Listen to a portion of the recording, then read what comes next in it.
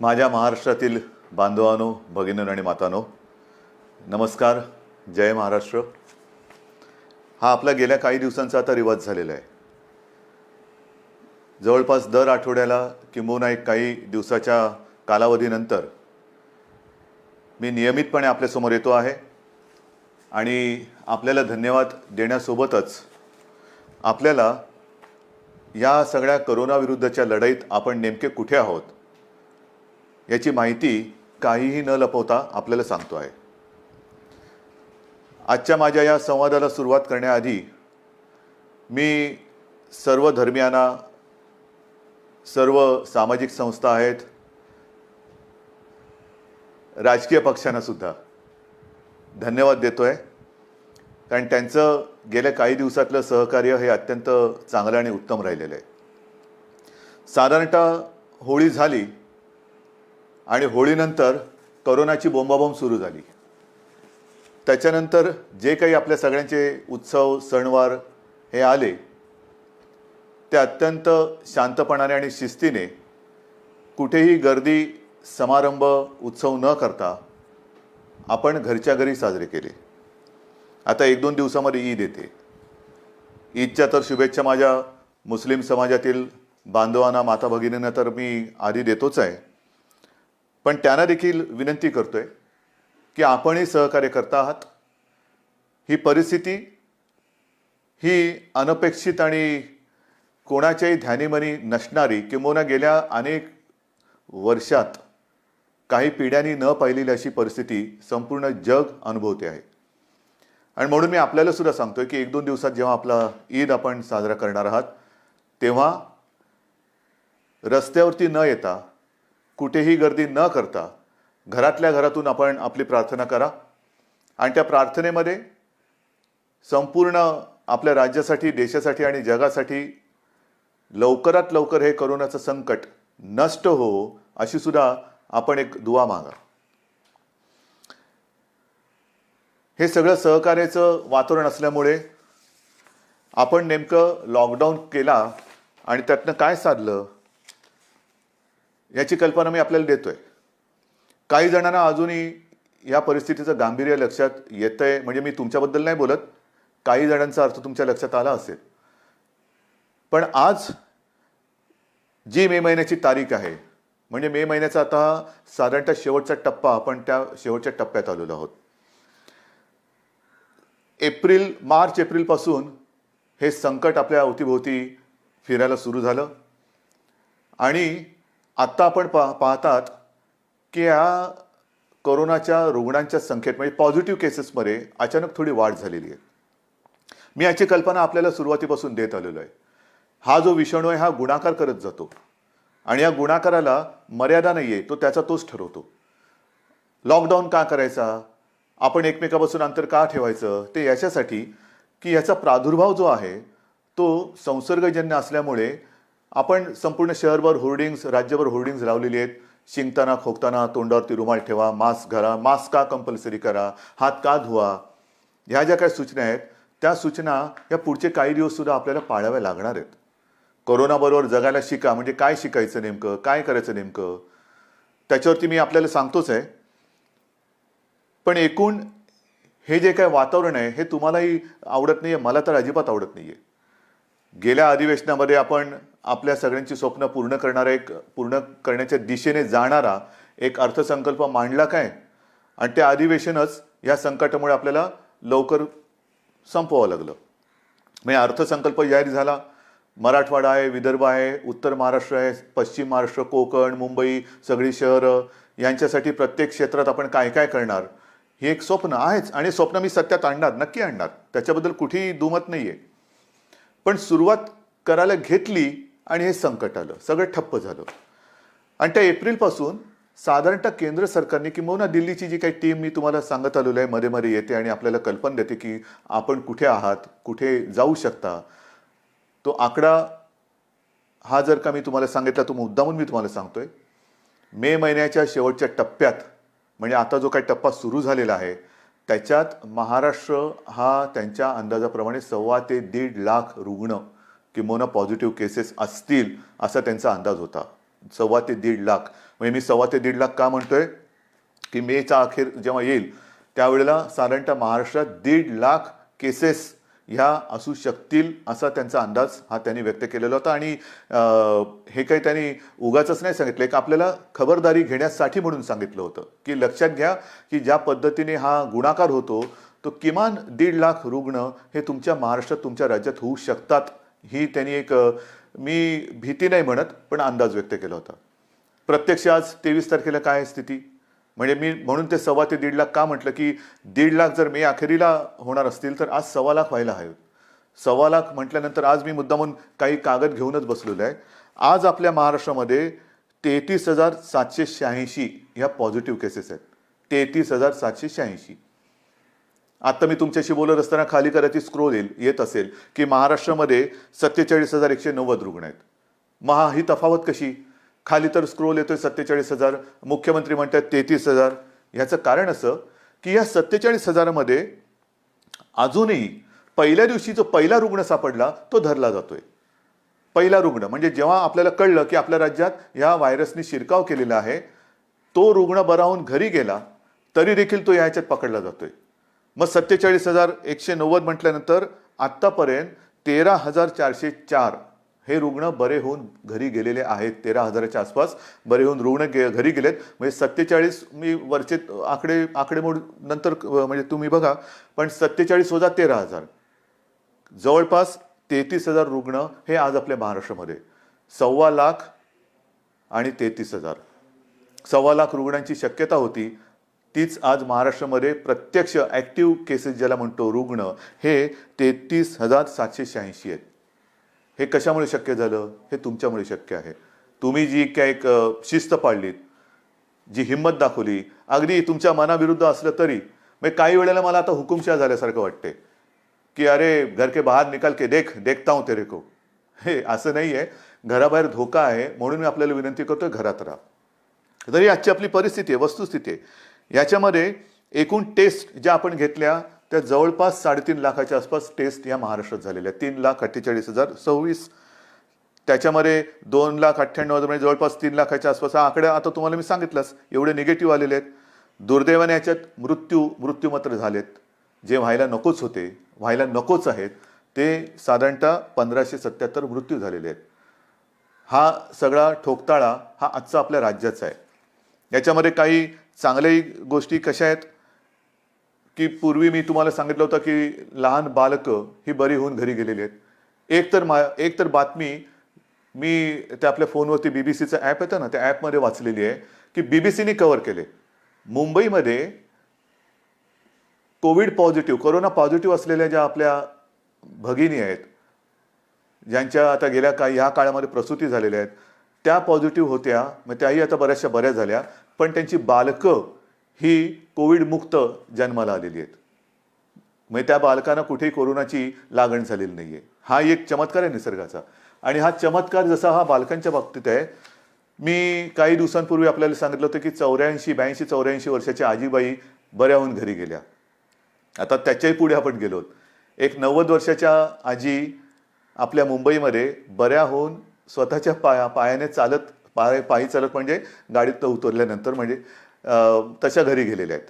म्हणजे अत्यंत छोट्या बालकांपासून नवजात आभ्रकांपासून ते 90 वर्षांच्या आजीबाईंपर्यंत सगळेजण कोविडचा मुकाबला यशस्वीपणाने करतायत. ही एक मोठी जमेची बाजू आहे. एक गोष्ट अजून मला सांगावीशी वाटते की ह्याच्या पुढची लढाई ही अधिक बिकट होणार. कारण हा गुणाकार आता जीवघेणा होणार आहे. आपल्याकडे काही केसेस वाढणार, जशा आत्तापर्यंत वाढलेल्या आहेत तसे येत्या काही काळामध्ये या केसेस आणखीन वाढण्याची शक्यता नव्हे तर थोड्या वाढतील. पण घाबरण्याचं कारण नाही आहे.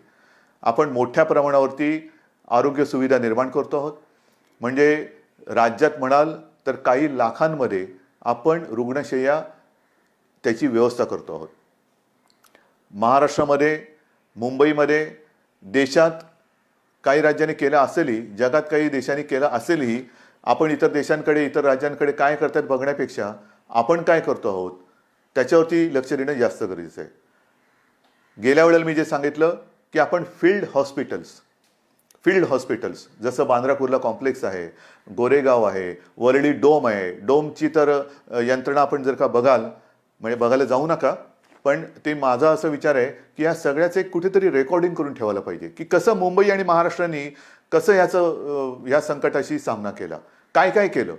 काही ठिकाणी तर आपण ICU बेड्स या फील्ड हॉस्पिटलमध्ये करतो आहोत. आज जी काही थोडीशी एक म्हणजे व्हायला नको आहे, मी पुन्हा पुन्हा सांगतोय, एक रुग्णांची आबाळ होते अशा बातम्या येतात, होतं, सत्य आहे. ह्याचं कारण हे संकट एवढं मोठं आहे की कोणाच्याही आकलनात किंबहुना त्याला समजण्याच्या आधी हे एवढं मोठं संकट आलेलं आहे. मग त्याच्यात साधारणतः एप्रिलमध्ये मी जे आपल्याला सांगू इच्छितो, एप्रिल एंडमध्ये आपल्याकडे जे हॉस्पिटल्स आहेत त्याच्यात 1000च्या आसपास बेड्स होते. आज आपण ही हॉस्पिटल्स आणि फील्ड हॉस्पिटल ह्यांची जर का एकत्रित संख्या मोजली तर मे अखेरीस आपण किमान 14,000 म्हणजे आत्ता फील्ड हॉस्पिटलमध्ये 3,000 म्हणजे जवळ आत्ता 7,000 बेड्स आपल्याकडे उपलब्ध आहेत, पण पुढच्या महिन्यात 13,000 ते 14,000 बेड्स हे हॉस्पिटल्समध्ये आपण उपलब्ध करून देऊ शकतो. आता हे बेड्स कसे असतील तर मी मागे आपल्याला सांगितलं होतं की साधारणतः 3 टप्प्यात आपण करतोय.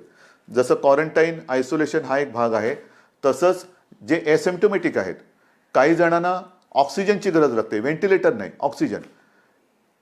हा सगळा जो काय आपण काळ 2 महिन्याचा अनुभवलेला आहे त्याच्यात एक गोष्ट लक्षात आलेली आहे की जास्तीत जास्त रुग्णांना हे व्हेंटिलेटरपेक्षा ऑक्सिजनची गरज लागते. आणि हे जे काय आपण बेड्स किंवा रुग्णशय्या या उपलब्ध करत आहोत, त्यांची व्यवस्था करत आहोत राज्यभर, मुंबईमध्ये पण, त्याच्यात जास्तीत जास्त बेड्सना ऑक्सिजनची सुविधा आपण देत आहोत, जास्तीत जास्त, अगदी फील्ड हॉस्पिटलमध्ये सुद्धा. काही ठिकाणी तर आपण फील्ड हॉस्पिटलमध्ये ICU बेड्सची व्यवस्था करतो आहोत. हे केवळ आपण महाराष्ट्रामध्येच करू शकतो असा मला आत्मविश्वास आहे. अनेक जण पुढे येत आहेत, डॉक्टर्स पुढे येत आहेत, नर्सेस पुढे येत आहेत. हा सगळा टप्पा आपण ओलांडत असताना 1-2 महिन्यापूर्वी मी तुम्हाला आवाहन केलं होतं की तेव्हा रक्ताचा पुरवठा, थोडासा रक्ताचा साठा आपल्याकडे कमी झाला होता. अनेक जण पुढे आले, रक्तदाते पुढे आले, त्यांनी रक्तदान केलं. ते रक्तदान केल्यामुळे आजपर्यंत आपण विनासायास ह्या सगळ्या उपचार पद्धतीमध्ये रक्ताचा पुरवठा, मग कोविडचे पेशंट आले, नॉन कोविड पण आले, त्यांना देऊ शकलो. पण आता पुन्हा एकदा रक्तदानाची गरज आहे, कारण आज आपल्याकडे साधारणतः पुढचे 8 ते 10 दिवस पुरेल एवढा रक्तसाठा आहे. म्हणून मी तमाम रक्तदात्यांना एक नम्र आवाहन करतो आहे. गेल्या वेळेला आपल्याला थांबवावं लागलं होतं की आता आहे आपल्याकडे पुरेसा रक्तसाठा झालेला आहे, आता रक्तदान करू नका. आता मला पुन्हा आपल्याला महाराष्ट्राला रक्तदानाची गरज आहे, रक्ताची गरज आहे. आणि महाराष्ट्राचं रक्त काय असतं, महाराष्ट्राच्या रक्तामध्येच संकटाविरुद्ध लढण्याची जिद्द कशी आहे ती आपल्याला पुन्हा एकदा दाखवायची आहे. म्हणून पुन्हा एकदा रक्तदान करण्याची आवश्यकता आहे, रक्ताची आवश्यकता आहे. त्याच्याबद्दल मी आपल्याला विनंती करतो आहे की ज्यांची रक्तदान करण्याची इच्छा आहे त्यांनी पुन्हा एकदा पुढे यावं, रक्तदान करावं आणि आपल्या पुढच्या ह्या सगळ्या कदाचित कोरोना पॉझिटिव्ह होऊ शकणाऱ्या आणि इतर सुद्धा जे नॉन कोविड पेशंट आहे त्यांना लागणारी रक्ताची आवश्यकता ही पूर्ण करावी. हे आरोग्याच्या बाबतीत झालेलं आहे. कारण एक महत्त्वाचा मुद्दा, आपल्याला आता पुढे पावसाळा पण येतोय. काल सुद्धा मी आपल्या डॉक्टरांशी व्हिडिओ कॉन्फरन्स केली. त्या व्हिडिओ कॉन्फरन्समध्ये पाऊस म्हटल्यानंतर पावसाचे साथीचे आजार आले, पावसाची इतर काही सगळ्या गोष्टी आल्या. उन्हाळ्यामध्ये एक वेगळी साथ येत असते, पण ती साथ यावेळेला आली नाही. आपल्या सहकार्यामुळे थ्रोट इन्फेक्शन असेल, उन्हाळी सर्दी असेल, ताप असेल, ही साथ तशी आली नाही. पावसाळ्यामध्ये पुन्हा एकदा खबरदारी घ्यायची. उगाचच भिजणं, उगाचच पावसात मजा करणं, तूर्त काही दिवस ह्या गोष्टी टाळायला पाहिजेत. शक्यतोवर सगळ्याच रोगराईपासून आपल्याला लांब राहण्याची गरज आहे. मग स्वच्छ पाणी पिणं, पाणी उकळून पिणं, या गोष्टी त्या अनुषंगाने आल्याच. पण इतर ह्या सगळ्या आजारांपासून लांब राहणं म्हणजेच कोरोनापासून लांब राहणं आहे. एक गोष्ट मी जी तुम्हाला सतत एक गोष्ट म्हणता एक गोष्ट सांगतो, तुम्ही म्हणाल्याची गोष्ट संपते की नाही कधी. तर ह्या सगळ्या काही दिवसांमध्ये अनुभवाला आलेल्या गोष्टी आहेत. प्रत्यक्ष कोरोनाने किती मृत्यू झाले तो एक आकडा आहे, पण त्याचबरोबरीने ज्याला आपण कोमॉर्बिडिटी म्हणतो, मी वारंवार सांगत आलेलो आहे, हाय रिस्क ग्रुप 55 वर्षाच्या वर आणि ज्यांना मधुमेह, रक्तदाब, किडनीचे आजार, इतर काही आजार, ह्या काही गोष्टी असतील, त्यांच्यावरती हा कोरोनाचा व्हायरस जास्त घातक दुष्परिणाम करतोय. आणि त्याच्यासाठी जसं आपण उन्हाळी साथींपासून दूर राहिलो तसंच पावसाळी साथींपासून सुद्धा दूर राहण्याची गरज आहे. मग सर्दी, खोकला, ताप आणि जरा कुठे लक्षण दिसलं तर ताबडतोब तुम्ही डॉक्टरांकडे गेलं पाहिजे. कारण साथीची लक्षणं आपण संपूर्ण राज्यभर जी होर्डिंग्ज लावलेत, शिंकताना, खोकताना तोंडावरती रुमाल ठेवा, मास्क लावा. प्रत्यक्ष असा अनुभव असा आलाय की सर्दी खोकल्यापेक्षा एक थकवा आला, ताप येतोय, त्याच्यानंतर तोंडाची चव जाते, वासच येईनासा होतोय. ही सुद्धा कोरोनाची प्राथमिक लक्षणं आहेत. ही लक्षणं थोडी वेगळी आहेत जी आपण कधी आधी अपेक्षित केली नव्हती. सर्दी, खोकला, ताप ही लक्षणं अपेक्षित धरली होती. त्याच्यात ताप हे आहेच, ताप येतोय, 2-3 दिवस झालं ताप येतोय, तो ताप उतरतच नाहीये. अंगावरती काढू नका, अंगावरती काढू नका. थकवा थकवा थकवा जाणवतो आहे, तोंडाची चव गेलेली आहे, त्याच्यानंतर वास येत नाहीये, तर लगेच डॉक्टरांकडे संपर्क करा. कारण ही कोरोनाची प्राथमिक लक्षणं असू शकतात.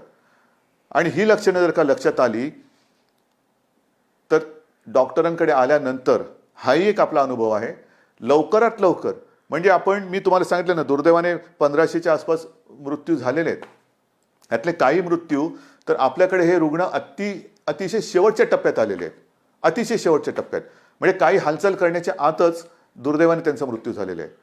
काही लोक ही लक्षणं खूप वाढल्यानंतर आलेले आहेत. पण अनेक जण जे बरे झालेत ते सगळे रुग्ण वेळेमध्ये आले आणि त्यांना वेळेत उपचार सुरू केल्यामुळे हे व्यवस्थित खडखडीत बरे होऊन घरी सुद्धा गेलेले आहेत. या विषाणूवरती औषध नाही, औषध नाही, औषध नाही हे जरी जागतिक सत्य असलं तरी आपले डॉक्टर ही प्रयत्नांची पराकाष्ठा करतायत. त्या सगळ्या डॉक्टरना, ह्या आपल्या युद्धातल्या सैनिकांना जेवढे आपण धन्यवाद देऊ तेवढे थोडे आहेत. वेगवेगळे प्रयोग करतायत, जगभरात सगळ्या डॉक्टरांशी बोलतायत, एकमेकाचे अनुभव एकमेकाशी शेअर करतायत. आणि मग त्यांनी काही औषधाची काढलेत, ठरवलेली आहेत की पटकन म्हणजे प्राथमिक अवस्थेत रुग्ण आल्यानंतर त्याला हा जो व्हायरस आहे तो आणखीन पुढे सरकण्याच्या आत कोणती औषधं दिली तर तिथल्या तिथे त्याचा जो पुढचा दुष्परिणाम करण्याची जी काही ताकद आहे ती रोखू शकतो. त्याच्यावरती एक गाईडलाईन तयार होते.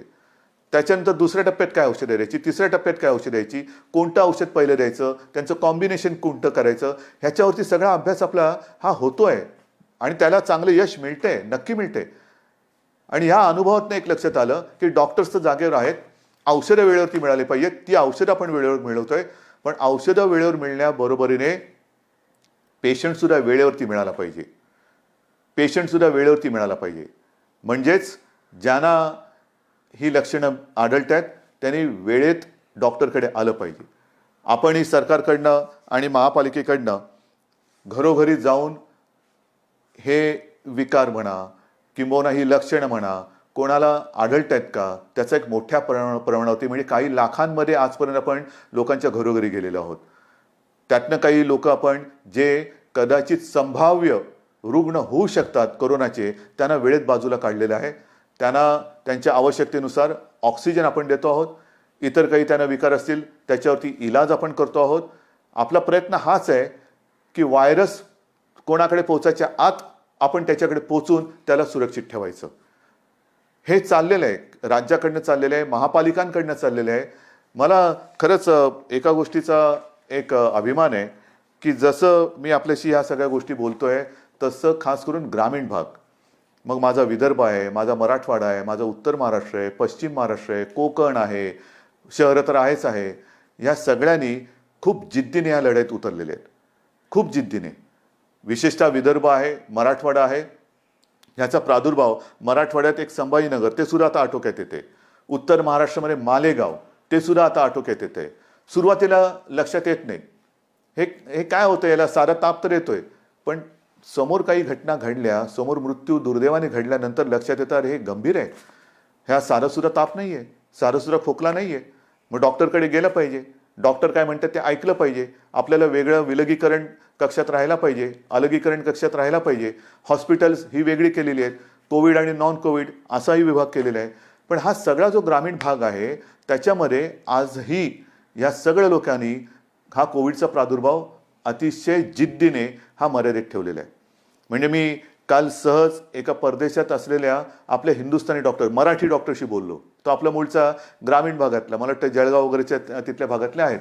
त्यांच्याशी मी बोलत असताना त्यांना विचारलं, डॉक्टर साहेब तुमच्या देशात काय चाललेलं आहे. त्यांनी त्यांच्या देशातली परिस्थिती सांगितली आणि मला असं सांगितलं की उद्धवजी, आपला महाराष्ट्र ज्या पद्धतीने लढतोय ही फार एक अभिमानाची गोष्ट आहे.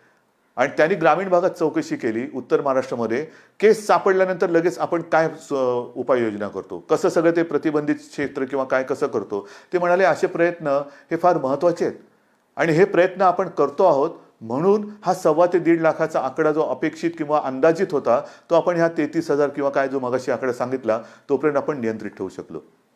हे सगळेजण तुम्ही हे खरे योद्धे आहात. मग काही जण असं म्हणतात की तुम्ही पॅकेज का नाही दिलं, पॅकेज द्यायला पाहिजे, हे द्यायला पाहिजे, ते द्यायला पाहिजे. अहो सगळं काही देतो. पहिलं जे संकट आपल्या डोक्यावरती घोंगावतं आहे ते आरोग्याचं संकट आहे. आरोग्यविषयक जोपर्यंत आपण सुविधा करत नाहीत किंवा आपण उपाययोजना करत नाही तोपर्यंत पॅकेज, आजपर्यंत खूप पॅकेजेस वाटली गेली. हो, किती पॅकेजेस आली वाटतात, लाखो कोटींची पॅकेजेस आणि पॅकेजेस. वरती सगळं छान पॅकेज असतं, आपल्याला वाटतं काय पॅकेज आलेलं आहे, उघडल्यानंतर रिकामा खोका, आतमध्ये काहीच नाहीये. हे अशा पोकळ घोषणा करणारं सरकार आहे, आपलं महाविकास आघाडीचं सरकार नाहीये. आज आपण ज्या काही गोष्टी करतो आहोत, गोरगरिबांना ज्यांच्याकडे रेशन कार्ड नाही त्यांना धान्य देण्याची योजना अनेकदा सांगितल्यानंतर केंद्राने मान्य केली. केंद्राला मी धन्यवाद देतो. ज्यांच्याकडे रेशन कार्ड नाही त्यांचं काय होणार, त्यांना धान्य देण्याची योजना आलेली आहे. त्यांना इतके दिवस आपण शिजवलेलं अन्न देत होतो, तो अजूनही काही ठिकाणी चालू आहे. शिवभोजन योजना रोजच्या आपल्या लाखाच्या वरती रोज ज्या 10 रुपयामध्ये आपली शिवभोजन योजना होती थाळी, ती 5 रुपयात देतोय. काय कोणतं पॅकेज आहे? ही पॅकेजच्या पलीकडची गोष्ट आहे. पहिल्यांदी अन्न मिळणं ही फार महत्त्वाची गोष्ट आहे. धान्य मिळणं ही फार महत्त्वाची गोष्ट आहे. उपचार मिळणं ही फार महत्त्वाची गोष्ट आहे. या सगळ्या ज्या काही आपण योजना करतोय त्या सर्वांसाठी करतोय, सर्व वर्गांसाठी करतोय. ह्या गरिबांसाठी करतोय, मध्यमवर्गीयांसाठी करतोय, श्रीमंतांसाठी करतोय. कारण ही आपली परिस्थिती जरी गोरगरीब अशी असली तरी व्हायरस कोणालाच ओळखत नाही. मग जसं रेशन कार्ड नसलेल्यांकडे आपण धान्य देतो आहोत, तर रेशन कार्ड ज्यांच्याकडे नाही त्यांनी उपचार कसे करायचे, कारण त्यांच्यात हे नव्हतं. मग आपली महात्मा ज्योतिराव फुले जी विमा योजना आहे त्याच्यात आपण आता 100% लोकांना आपण ज्या नोंदणीकृत आपली हॉस्पिटल्स आहेत त्या हॉस्पिटल्समधनं 100% मोफत उपचार हे या सगळ्यांना करून देणार आहोत. काय पॅकेज आहे, कोणतं पॅकेज आहे, घोषित करायचं, जाहिरात करायची का प्रत्यक्ष काम करायचं? आपण देतो आहोत. आजपर्यंत मी तुम्हाला सांगितलं की साधारणतः 5.5 ते 6 लाख परप्रांतीय मजुरांची आपण 3 वेळाच्या अन्नाची सोय करत होतो. 5.5 ते 6 लाख. किती खर्च झाला आहे? पॅकेज केलं. या सगळ्या राज्यातल्या मजुरांना, इतर राज्यातल्या मजुरांना आपण जा नाही सांगितलं, पण त्यांनाच घरी जायचं होतं. मग घरी जायचं तर कसं करायचं? केंद्राने जाहीर केलं. आपण त्यांच्याकडे ट्रेन्स मागत होतो, लॉकडाऊनच्या आधी ट्रेन्स मागत होतो की इतर राज्यातले जे काही मजूर आहेत ते इकडे थांबायला तयार नाहीत, त्यांना घरी जाण्याची परवानगी द्या, आम्हाला ट्रेन्स द्या, आम्ही खर्च करतो, त्यांना जाऊ द्या. दुर्दैवाने किंवा काही कारणं असतील त्यावेळेला ती परमिशन मिळाली नाही. आता हे संकट वाढल्यानंतर त्यांना परवानगी दिली गेली, कारण ते सुद्धा फार ते भीषण चित्र होतं. ही साधी लोक रस्त्यावरनं आपल्या कुटुंब कबिल्यासह चालत चाललेत. ऊन आहे आणि सोयी सगळीकडे, कुठे निर्जन रस्त्यावरती सोयी सुविधा कुठून असणार? मग रस्त्यावरनं कोण चाललेले आहेत, रुळाच्या पटरीवरनं कोण चाललेले आहेत. पण आता केंद्राने जी सोय केल्यानंतर केंद्र सरकार 85% पैसे आपल्याला त्यांनी जाहीर केले ते मिळतील. जसे आजपर्यंत मिळाले तसे तेही मिळतील. पण राज्याने आत्तापर्यंत 481 ट्रेन्स 5 मे ते 23 मे या काळामध्ये सोडलेल्या आहेत. रोज सोडतोय, मी तुमच्याशी बोलतोय त्याही वेळेला कुठली तरी एखादी ट्रेन निघाली असेल. आणि या प्रवासी मजुरांची ही संख्या आहे ही 6 ते 7 लाखाच्या आसपास आजपर्यंत त्यांची आपण सोय केलेली आहे. 6 ते 7 लाखापर्यंत. आणि याच्यासाठी राज्य सरकारने जवळपास 85 कोटी रुपये ह्या व्यवस्थेवरती ट्रेन्सच्या भाड्यापोटी हे दिलेले आहेत. हे पॅकेज आहे, पण 85 कोटी रुपये दिलेले आहेत. म्हणजे 85 कोटी आणि वरचे तर मी काय वाचत नाही, पण 85 कोटी आणि काही लाख रुपये दिलेले आहेत. आपण रोज 80 ट्रेनची मागणी करतोय, रोज 80 ट्रेनची मागणी करतोय की आम्ही सोय करायला तयार आहोत, आम्हाला ट्रेन्स द्या.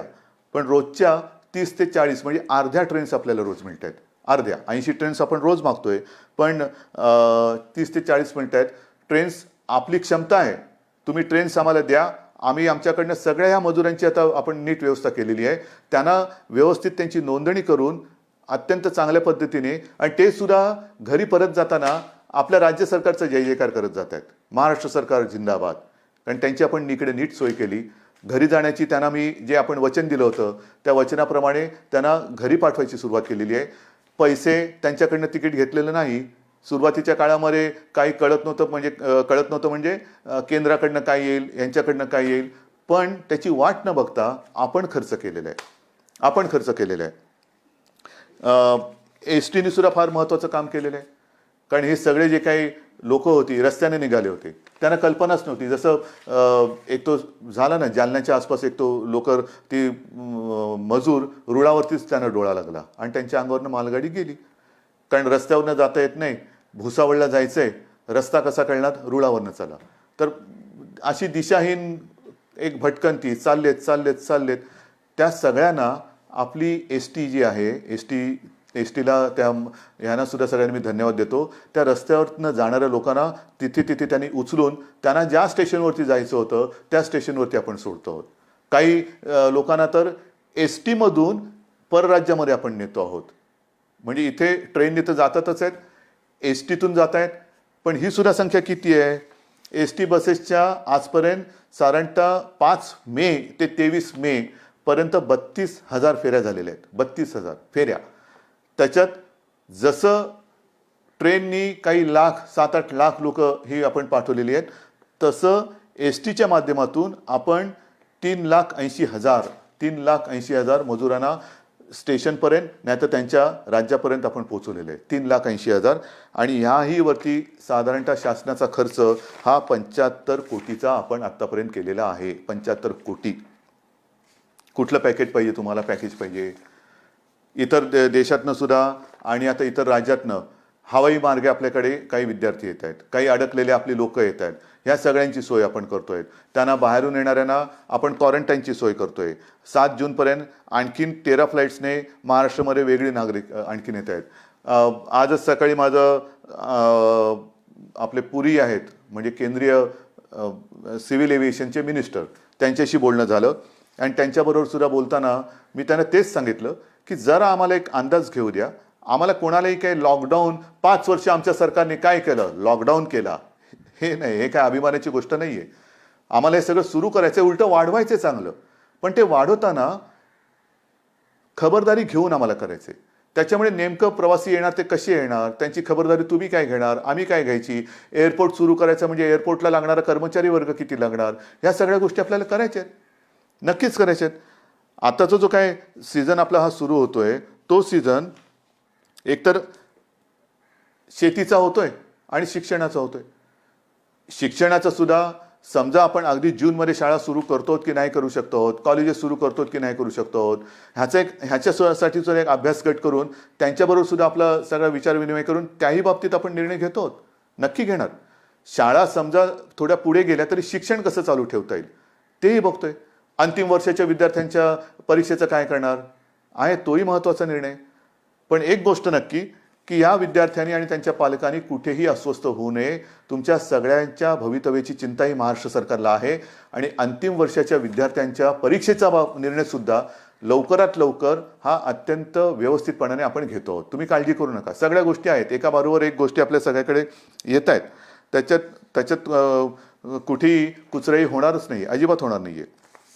महाराष्ट्राचं अर्थसंकल्प, आपलं अर्थचक्र, त्याच्याबाबत काय करणार हे मी तुम्हाला सांगितलेलं आहे की जवळपास 50,000 उद्योग आपले सुरू झालेले आहेत. त्याच्यामध्ये अनेक मजूर हे कामावरती आलेले आहेत.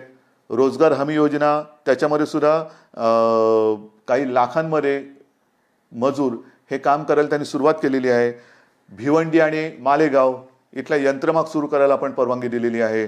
त्याच्यानंतर एस टी बसेसची जी सेवा आहे ती जिथे जिथे ग्रीन झोनमध्ये जे जिल्हे हे ग्रीन झोनमध्ये आहेत त्यांना तूर्त जिल्ह्यातल्या जिल्ह्यात आपण एस टीची सेवा सुरू करायला परवानगी दिलेली आहे, जिल्ह्यातल्या जिल्ह्यात.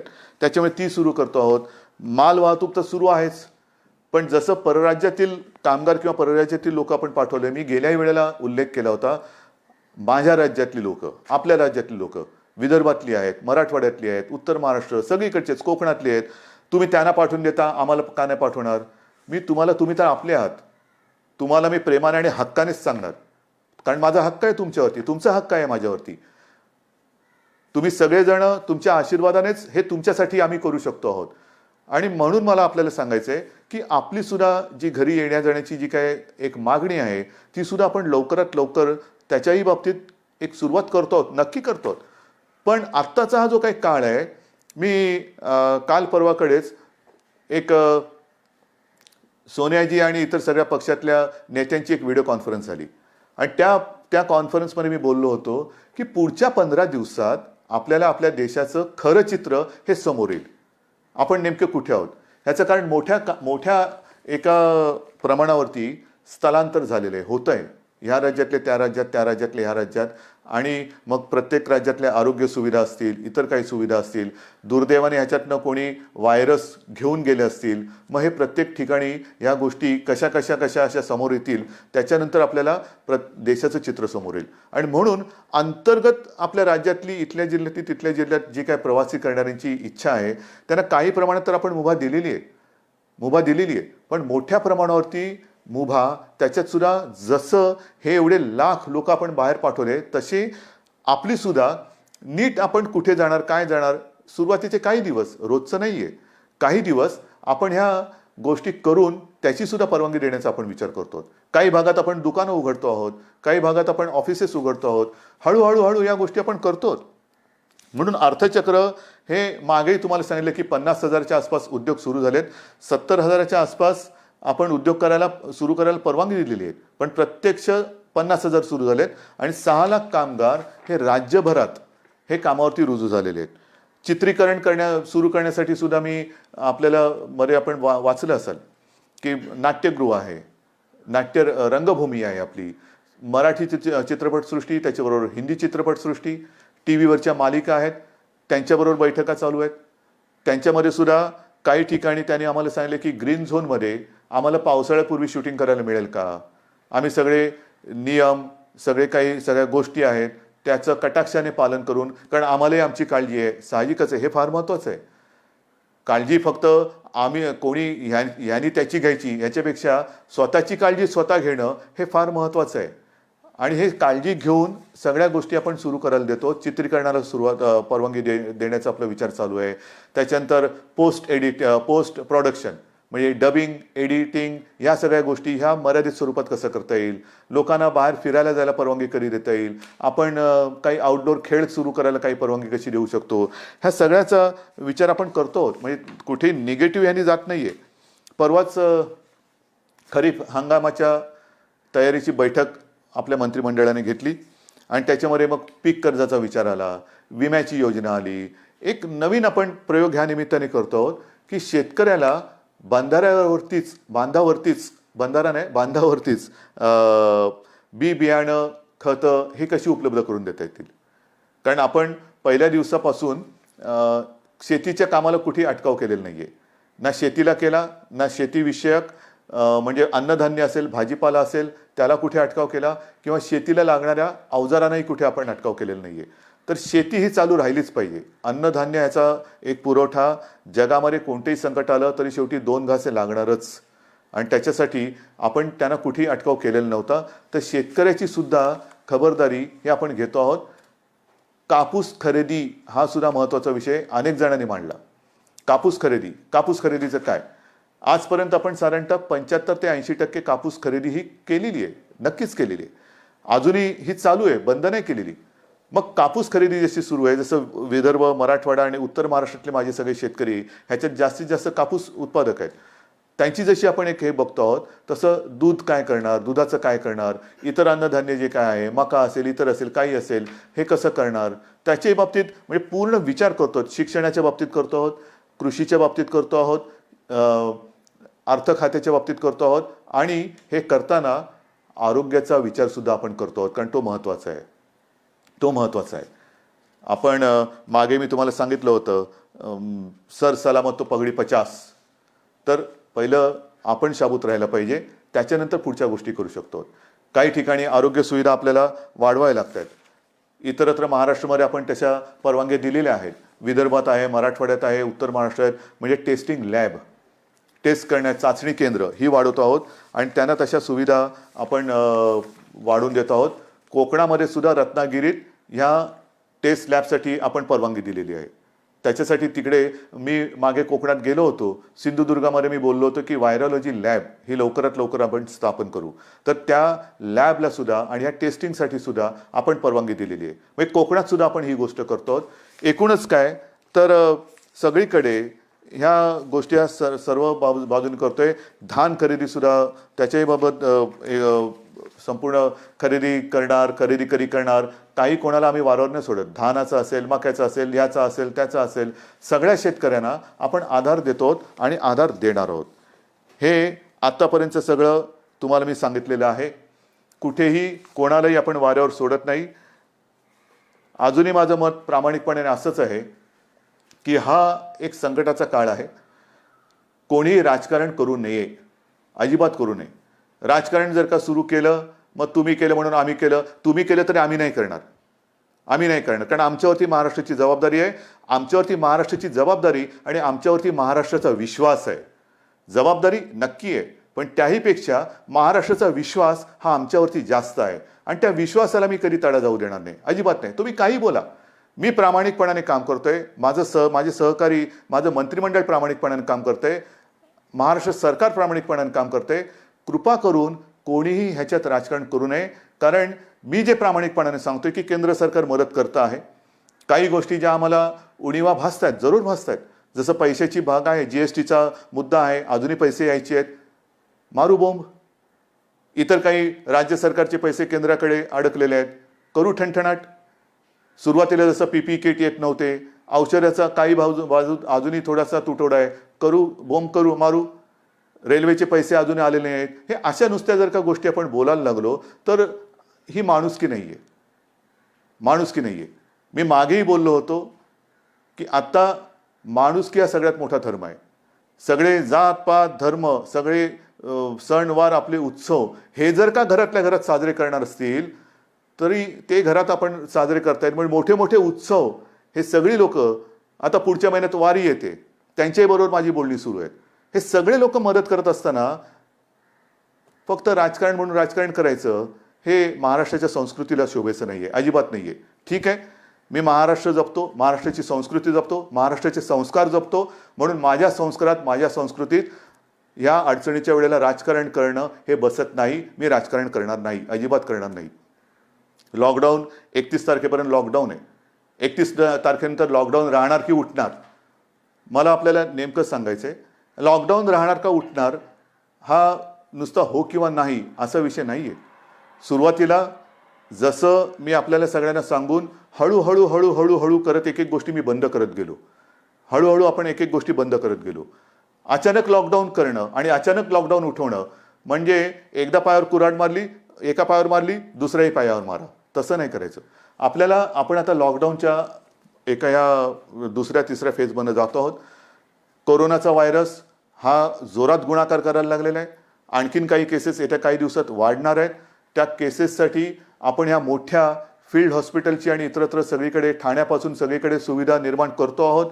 डॉक्टर्सना सांगतो आहोत, काही नर्सेस त्यांना सुद्धा मी सांगतो की आपण अजिबात काळजी करू नका. डॉक्टर्स, आरोग्य सेवक, जीवनावश्यक सेवेसाठी जो कर्मचारी वर्ग आहे, आपण अजिबात काळजी करू नका. तुमच्या सगळ्यांची जबाबदारी घ्यायला महाराष्ट्र सरकार समर्थ आहे. कृपा करून कोणीही आपली कामं सोडून जाऊ नका. तुम्ही तर जाऊ नकाच. आणखीन आपल्याला मदतीला जे कोविड योद्धा आहेत ते सुद्धा येत आहेत, आणि म्हणून मला असं वाटतं लॉकडाऊन अचानक लावणं हे जसं योग्य नाही, तसंच लॉकडाऊन अचानक उठवणं, त्याच्यापेक्षा आता लॉकडाऊन हा शब्द वापरू नका, अजिबात नाही. लॉकडाऊन शब्द बाजूला ठेवा.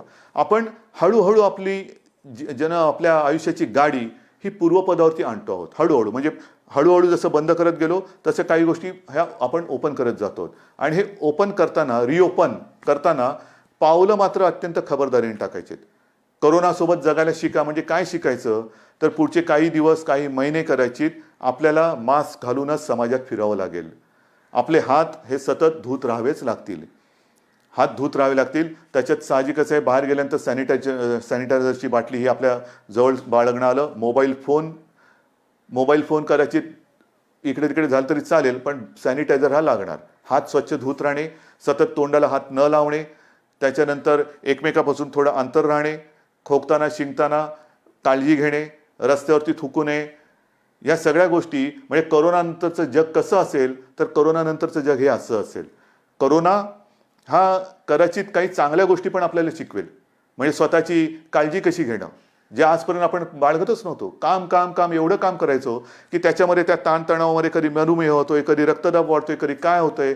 या करोनाने मी म्हणेन थोडंसं करोनाकडे आपण पॉझिटिव्हली बघूया. काय शिकवलं करोनाने? जगायचं कसं, स्वतःची काळजी घ्यायची कशी, स्वच्छता टापटीप पाळायची कशी, एकमेकापासून थोडंसं एक आदराने अंतर ठेवून राहायचं कसं, या सगळ्या गोष्टी करोना आपल्याला शिकवतोय. या जर का आपण शिकणार नसू तर करोनाचं संकट तर जाईल, नक्की जाणार, नक्की घालवणार, पण त्याच्याही पुढे वेगळं संकट आलं तर काय. म्हणून हे जे संकट आहे ही इष्टापत्ती मानून आपण आपल्या आयुष्याला एक वळण देऊया.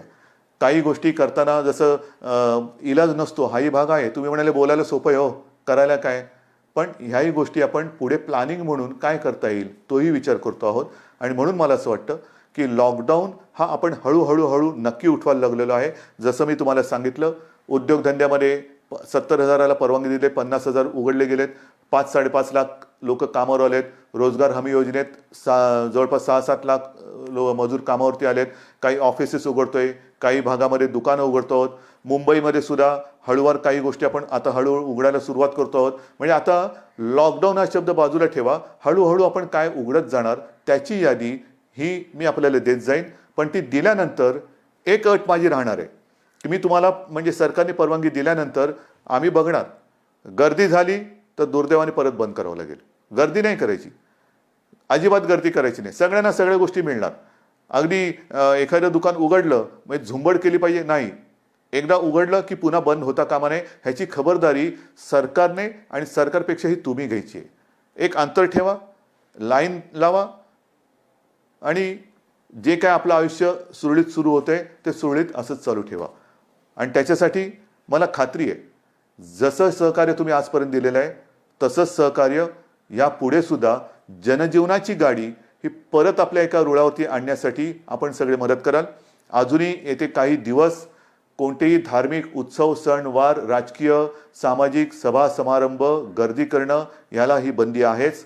आपण सर्व धर्मियांनी आजपर्यंत जे मला सहकार्य केलेलं, सरकारला सहकार्य केलेले आहेत, आपले सगळे सण वार उत्सव हे घरातनं साजरे करा.